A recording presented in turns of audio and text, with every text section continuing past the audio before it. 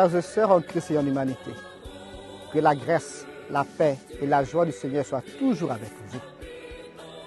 Les textes de ce 31e dimanche du temps ordinaire nous parlent de l'importance de demeurer fidèle à l'évangile du Christ, à la parole de Dieu. Il ne suffit pas seulement de l'entendre et la laisser sans effet. Il faut pouvoir la recevoir et l'accueillir pour ce qu'elle est vraiment, c'est-à-dire une parole qui donne la vie, et nous laisser conduire par elle. C'est pourquoi, dans l'évangile de ce jour, le Christ invite la foule et ses disciples à accomplir ce que les pharisiens et les scribes demandent de faire, mais à ne pas suivre leur exemple, car, dit-il, ils disent et ne font pas. Leur mode de vie n'est pas en adéquation avec leur prédication. Jésus dénonce donc leur mode de vie et les paroles qu'ils prononcent. Ils sont plus maîtres que témoins.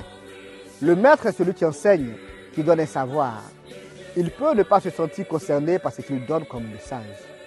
Le témoin, quant à lui, est quelqu'un qui a vu ou entendu quelque chose et qui peut éventuellement le certifier, lui rapporter. À la différence du maître, le témoin se sent impliqué par ce message qu'il donne.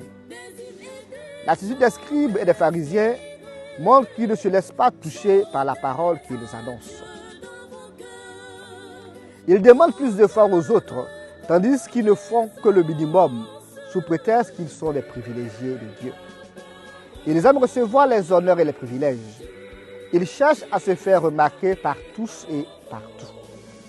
Tandis que la parole de Dieu invite à la miséricorde et à l'humilité, eux se caractérisent par leur orgueil excessif et leur manque de miséricorde. Et c'est cela même que Jésus dénonce. Ne faisons pas vite de les condamner, car bien souvent, nous ne sommes pas différents d'eux. Interrogeons-nous sur notre relation avec les autres. Est-ce que je ne cherche pas à me faire remarquer des autres quand je pose des actes?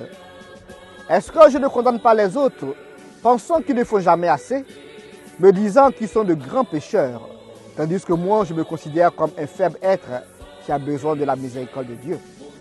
Est-ce que je ne me plains pas quand je considère que je n'ai pas eu les privilèges et les honneurs dus à mon rang, à ma personne, même en Église? Est-ce que mon mode de vie et mes actes sont en adéquation avec celui dont je prétends être le disciple? Est-ce que je suis empreint d'humilité ou au contraire, je suis imbu de ma personnalité? Jésus a venu nous libérer de nos fardeaux. Évitons de charger les autres de fardeaux inutiles. Et souvenons-nous que tous, nous sommes frères et que ceux des nôtres à qui une mission a été confiée ne sont que des serviteurs. Saint Augustin l'illustre si bien en disant « Pour vous, je suis évêque, avec vous, je suis chrétien. » Prions les uns pour les autres, afin que tous, nous soyons remplis d'humilité et que nous puissions nous mettre au service les uns des autres. Le Christ nous met en garde.